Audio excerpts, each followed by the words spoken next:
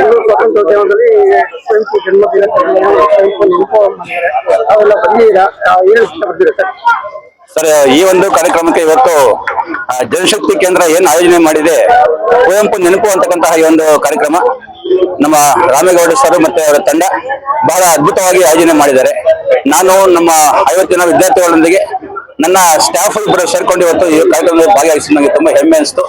ಈ ಕಾರ್ಯಕ್ರಮದಲ್ಲಿ ಉಪಸ್ಥಿತ ನಮ್ಮ ದಿನೇಶ್ ಗುಂಡೂರಾವ್ ಸರ್ ಅವರು, ಮತ್ತೆ ಸಾರಾ ಗೋವಿಂದ ಸರ್ ಅವರು, ಮತ್ತೆ ಹನುಮಂತ ನಾಯಕ್ ಸರ್ ಅವರು, ಇಲ್ಲಿನ ಒಂದು ನಮ್ಮನ್ನ ರಿಸೀವ್ ಮಾಡ್ಕೊಂಡಂತಹ ರೀತಿ ಮತ್ತೆ ಈ ಕಾರ್ಯಕ್ರಮದ ಒಂದು ನಡವಳಿಕೆ, ಅಲ್ಲಿ ಆಯೋಜನೆ ಮಾಡುವಂತಹ ಆಯೋಜಕರಿಗೆ ನಾನು ತುಂಬಾ ಧನ್ಯವಾದಗಳನ್ನ ಹೇಳಕ್ಕೆ, ವಿಶೇಷ ಧನ್ಯವಾದಗಳು ಹೇಳಕ್ಕೆ ಇಷ್ಟಪಡ್ತೀನಿ ಸರ್. ಇಂತಹ ಒಂದು ನೆನಪು ನಿರಂತರವಾಗಿ ಆಗ್ತಾ ಇರ್ಬೇಕು ಸರ್. ಕುವೆಂಪು ಅಂತಂದ್ರೆ ಅದು ದೊಡ್ಡ ಒಂದು ಶಕ್ತಿ ಸರ್.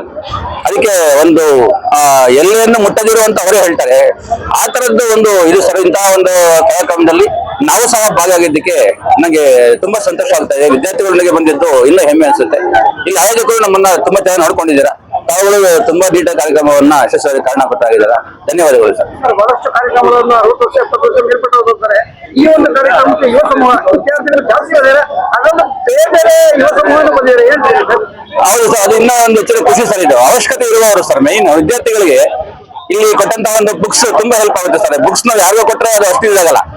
ಇಲ್ಲಿ ಕೊಟ್ಟಂತಹ ಬುಕ್ಸ್ ನಮ್ಮ ವಿದ್ಯಾರ್ಥಿಗಳು ಆ ಒಂದು ಓದಿನ ಕಡೆ ಗಮನ ಕೊಟ್ಟಿರುವಂತಹ ವಿದ್ಯಾರ್ಥಿಗಳು ಸರ್. ನಾವು ಬರೀ ಸಿಲೆಬಸ್ ಓರಿಯೆಂಟೆಡ್ ಟೀಚರ್ಸ್ ಅಲ್ಲ ನಾವು. ಅದರ್ ಸಿಲೆಬಸ್ ನಾವು ಈ ತರ ಎಕ್ಸ್ಟ್ರಾ ಕರಿಕ್ಯುಲರ್ ಆಕ್ಟಿವಿಟೀಸ್ಗೆ ಸ್ವಲ್ಪ ಮೋಟಿವೇಟ್ ಮಾಡ್ತಾ ಇರ್ತೀವಿ.